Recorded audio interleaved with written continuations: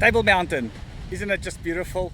Almost as beautiful as a blue R65. Welcome back to the channel.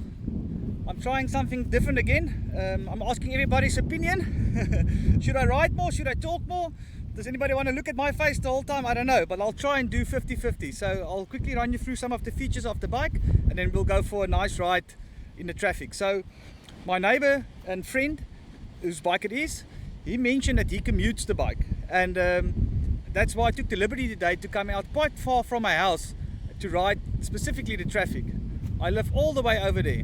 So I really realized one thing, flip-flops isn't the best traffic commuting gear. I'll just quickly glance down here. So that is the Sherco exhaust burn, and that is the bobber.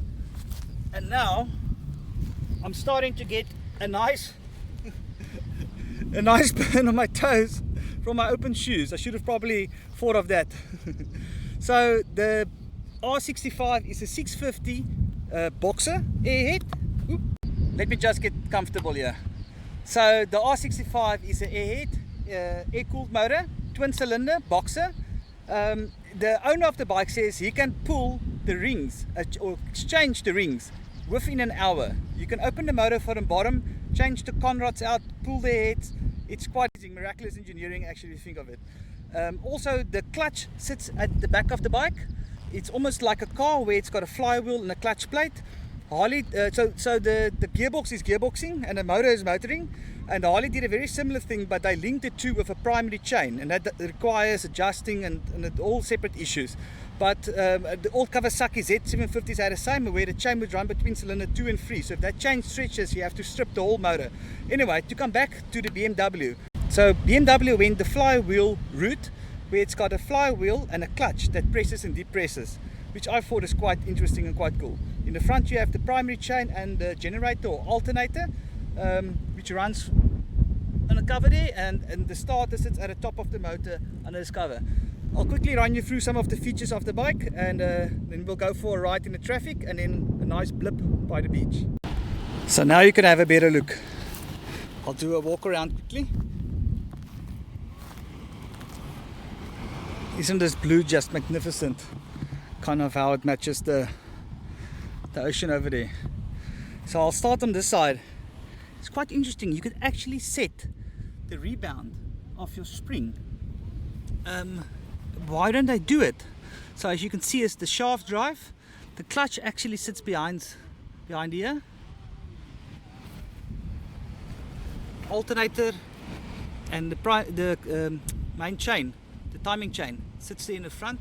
There were variations of this that had double discs. So provisions were made on the shocks already for them. Look how cool the tag still looks. Not sure if you'll be able to see that.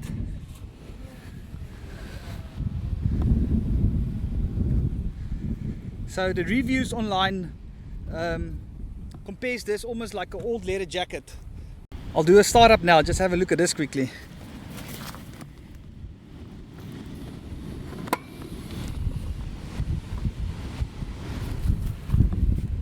Under the seat, OEM bicycle pump, huh?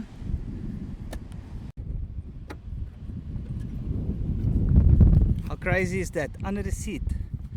Also, have a look here in the back.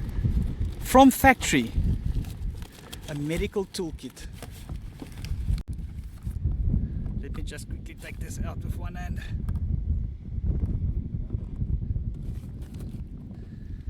This is a 1979 model. Just look at this original sticker still on there. This is a completely original bike, original paint.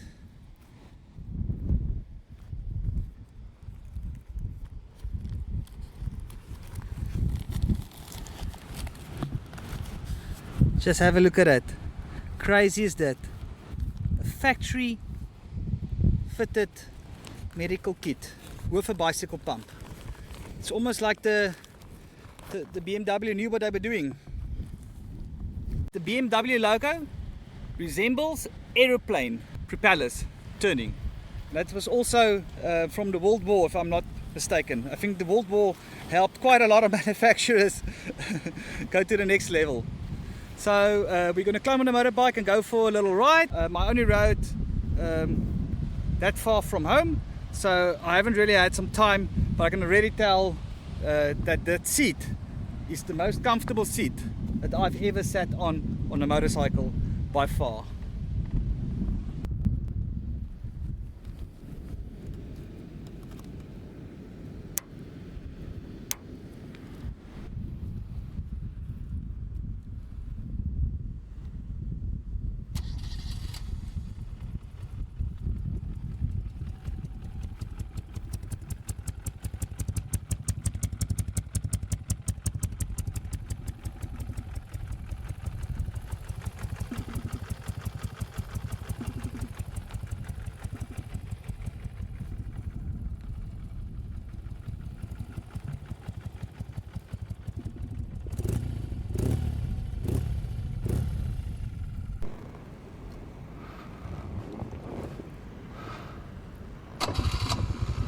Yeah, fire's right off.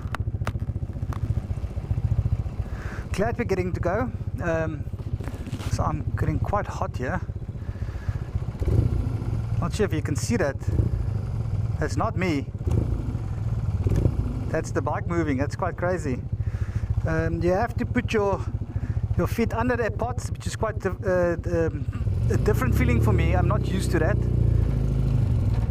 The owner sees me now riding his motorcycle on the gravel, he'll yell at me. It's luckily not far from the road, as you can see. Just broke the law a little bit for the shot. See what I do for clicks and likes and for photos. Ah, nice. Oh, it's a very, very comfortable seat. Yeah, I don't know, the seat, you probably drop down a few centimeters. Very nice. I must say it's got a very nice throaty sound as well. I must say, 1979, hey? Older than me. Trying to figure out, this is before the XZ. How did motorcycles look in 1979? 1.1 Yamaha.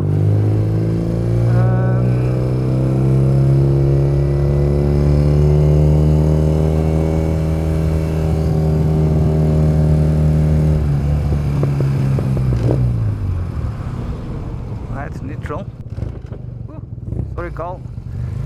I had to jam it in the gear while I was moving. Sorry, man.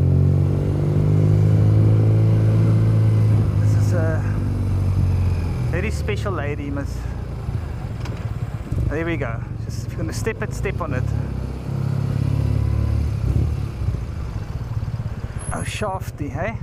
So we're now in the peak traffic. You'll see now the cars there on the left if you make a turn. We'll go for a nice ride by the beach. Yes, this feeling. So you can literally feel the... I wonder why it's only going the one way. Somebody please that knows, please explain to me. But it's obviously because the crank's going that way. Yeah, sorry. Explain it to myself. I think I'll fast forward this a bit, so you don't have to sit and watch me sit at a robot. We call it robots here in South Africa. This is a little husky 701. Sure, nice.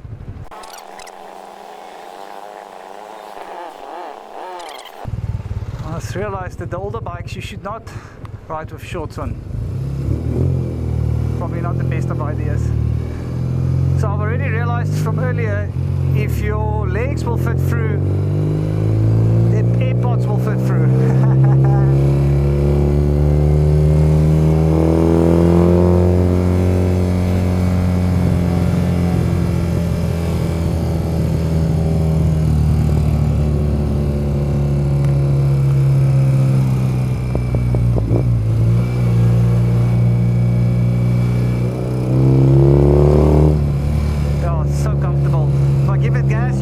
shaft, lifting the rear up a bit.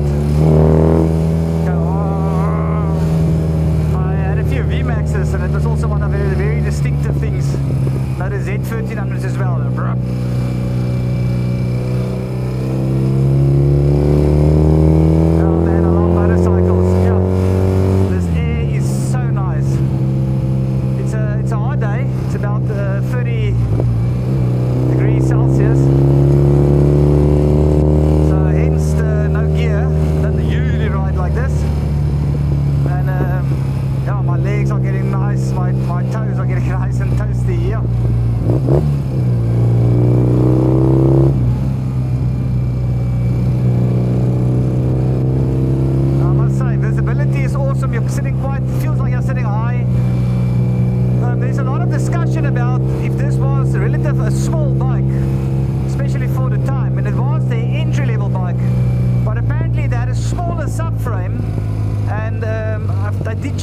Up the front, I can't remember what now, but the actual frame was the same as the bigger models. So even though the 650 was seen as a small bike, it was the entry-level bike. It had the exact same frame. So I thought quite interesting.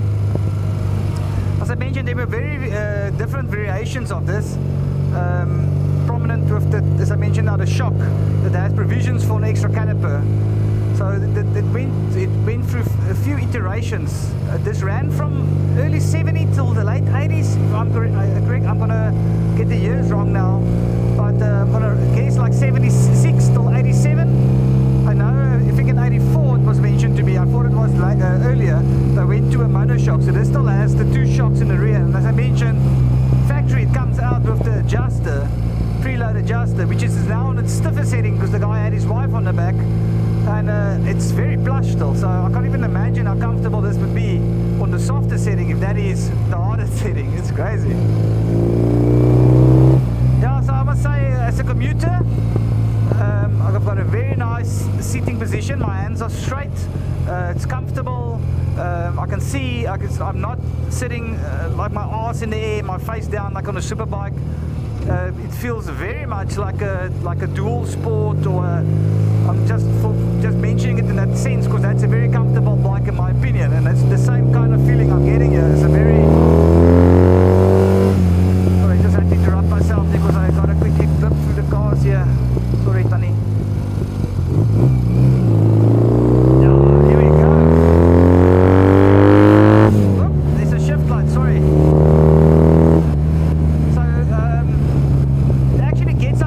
It's quite weird. Earlier when I rode it, where I started the video, it is a semi main road, so you can go faster just for liability reasons. Look at a beautiful mountain. So it will cruise 120 easily, I must say. The revs stays about 5,000 revs, and it can sit there the whole day. I didn't really count the gears, but it felt like 5 gears. The one downside of the shafts is, however, you can't change the gear ratio. But in my opinion as well, the engineers spend a lot of time figuring out the correct gear ratio for the horsepower and the market. You know, what is the bike intended to be used for? So I can tell you this will definitely do, I'm guessing if you're going to ride it hard, it will do 160, 170, maybe more. But it cruises very comfortably at 120. This is a bike that you can sit in the whole day, yeah. And it's not something that you, I'm not looking for a screen like on a Nakeds or on a Bobbers. You might want a little screen for the wind, but it's not something that you would want a screen for really. It's not the intended purpose. As I mentioned now about it, it's like it's like a comfortable leather jacket. You get on it and you want to do this. You want to ride by the beach, go to work and think about other stuff. Have your knees in the breeze. How did I say? I must say this is a very pleasant. So my brain is always, yeah, my brain is always working, and you can pick these up for, well, there's one now for sale for 40, but I know you can pick them up for a lot cheaper. Oh, it's a nice cool breeze coming past here now from the ocean. Yeah, could transfer this over to the video. You can smell the sea. Oh, beautiful though this is.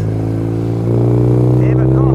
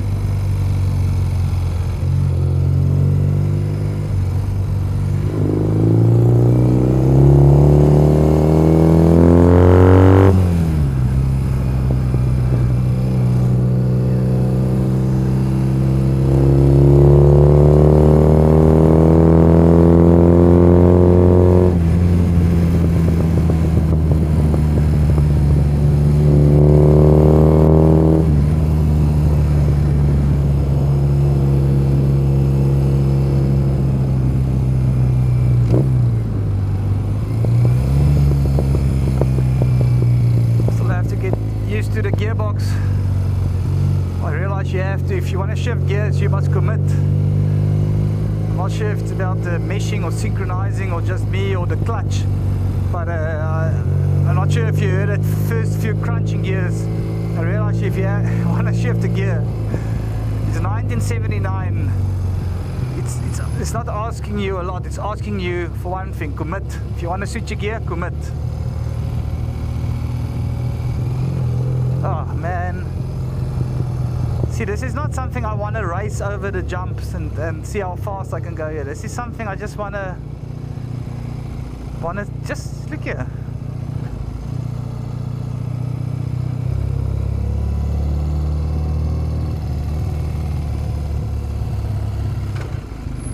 Comfortable leather jacket. Yeah, it's got a lot of down torque, eh? I mentioned it in the bobber video. I've ridden a lot of high horsepower bikes, not on like bragging or saying, I'm just saying it as a fact, but I haven't ridden a lot of talky bikes. I've had V-twins, but like this low horsepower, say lower horsepower, I think this only got like 50 horse, 48 or something, it's very low, but I'm not sure what the newtons are, I didn't check that. Fuck a dog. But it feels like it can pull almost in any gear. It's very pleasant, very pleasant.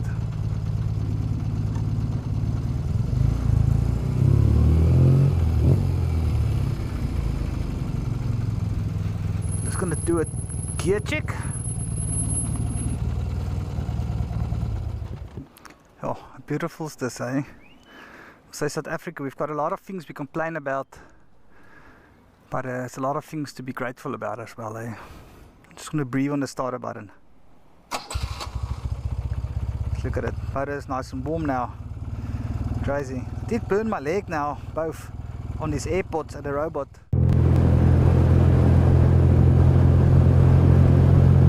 Very nice.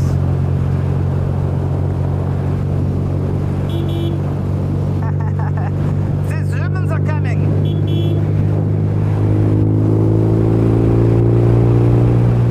Okay. Yes, this clutch is nice.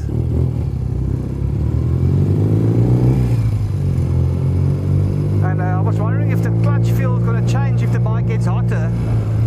I know, yes, I had a Super Tenere 1200 XTZ and rode with the wife up Sani Pass, Lesotho. And by the time we got up there, it's a lot of cars and traffic. It was December and it was hot. The hydraulic clutch started puking out, literally, out of the reservoir. By the time we got to the top, there was no clutch. Then we had to ride through Lesotho. And it's not like there's petrol station that sells brake fluid or meet us. Not sure if you've been.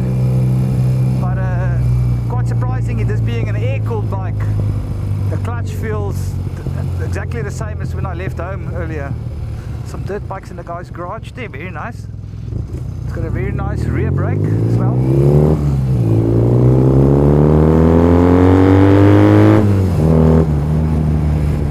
Oh no, gets up and scoots.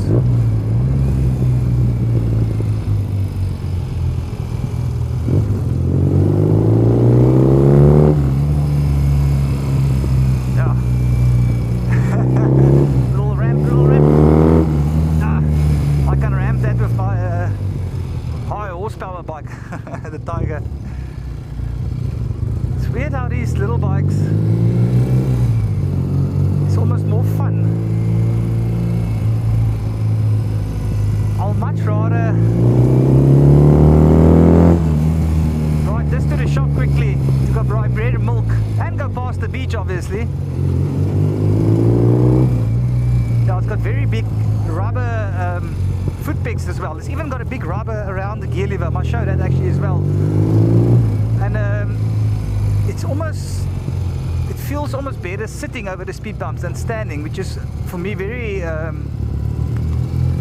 contrary to what my brain used to do or likes to do. So when I ride a bit of dirt bike and ride a bit of venture bikes, and the first thing you do if you see an obstacle is stand up, look up, open up. That's the things that was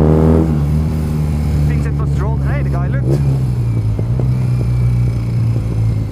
R65, great at pulling guys. Don't know about chicks though. Just for the record, I'm very happily married. Just making a joke.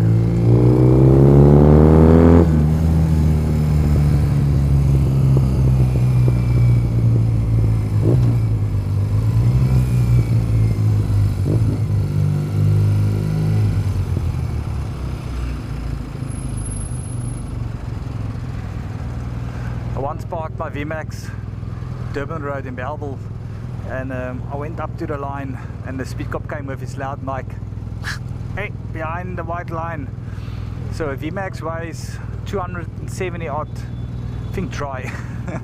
It's a heavy bike, and it's quite hard to push that back if you went over the line.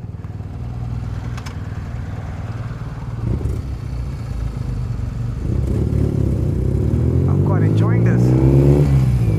Sorry, this video might be a bit longer than the previous ones, but I'm having a ball.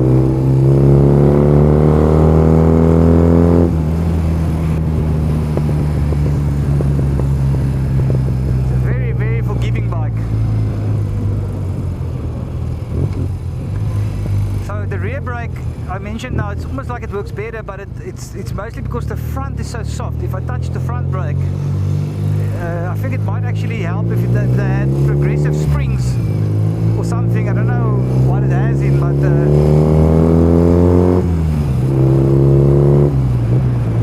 again, as I mentioned, it's 1979. We have moved on in a lot of ways, and I think we've moved back in a lot more. The factory fitted hand pump and a first aid kit on your motorcycle. I do realize it helps if you keep the revs up a bit if you wanna get the gears in.